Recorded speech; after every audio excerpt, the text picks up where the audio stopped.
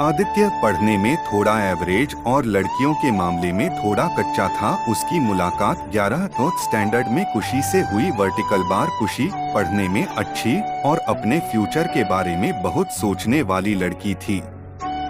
धीरे धीरे 11th खत्म होते होते वो अच्छे दोस्त बन गए थे और 12th में आदित्य ने खुशी से अपने प्यार का इजहार कर दिया, लेकिन खुशी ने इनकार करते हुए बड़े प्यार से उसे समझाया कि इससे हम दोनों की जिंदगी खराब हो जाएगी, क्योंकि हम ना ही क्लास में पढ़ाई कर पाएंगे और ना ही घर पर। आदित्य को खुशी की बात थोड़ी बुरी लगी, लेकिन फिर उसे समझ में आ गया कि खुशी सही कह रही है और उससे अपने फ्यूचर और पढ़ाई पर फोकस करना शुरू कर दिया।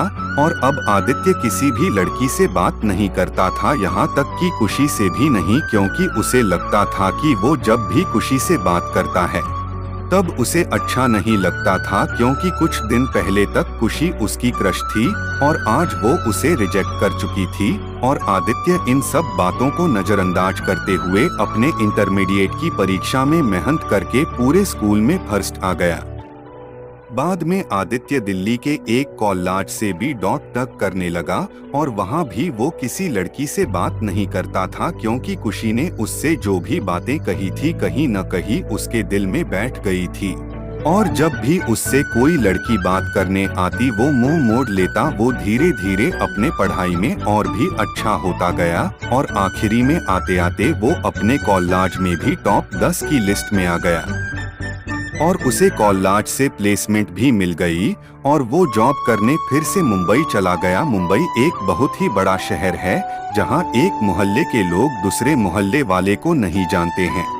वही जब आदित्य ऑफिस गया तो उसे वहां खुशी दिखी, लेकिन अब खुशी के लिए उसके दिल में कोई जगह नहीं थी और इसीलिए वो हर बार खुशी से छिपता रहता। वर्टिकल बार इसलिए नहीं क्योंकि वो उससे नाराज था, बल्कि इसलिए क्योंकि वो फिर से खुशी की जिंदगी में नहीं आना चाहता था। लेकिन वो कहते हैं न कि भगवान की मर्जी के आगे किसी की नहीं चलती। एक दिन ऑफिस के कैंटीन में खुशी ने आदित्य को देख लिया और उसके पास जाकर उससे बातें करने लगी। आदित्य के पास भी खुशी से बात करने के अलावा और कोई विकल्प नहीं था। दोनों के दिल में पिछले 4 सालों से जो भी दर्द था उन्होंने एक दूसरे को बताया और खूब सारी बातें की। खुशी ने उससे बिछड़ने के बाद अपने सफर के बारे में बताया और आदित्य से उसके बारे में पूछा, जिसके बाद आदित्य को कहीं न कहीं लगने लगा था कि खुशी गलत नहीं थी और आदित्य को फिर से खुशी से प्यार हो जाता है।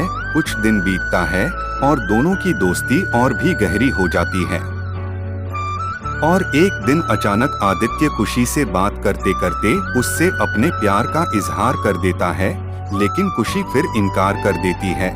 और जब आदित्य उससे इसकी वजह पूछता है तो वो बताती है कि उसकी शादी तय हो गई है और 1 महीने बाद वो ये जॉब छोड़ देगी।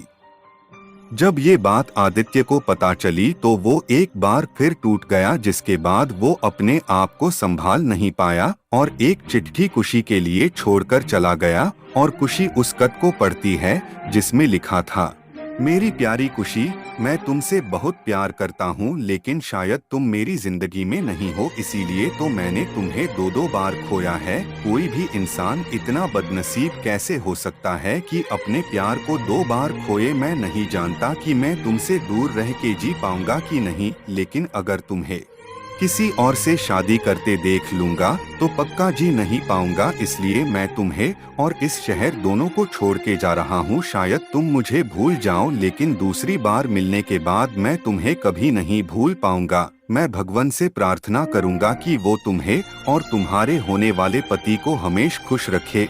तुम्हारा प्यार, आदित्य।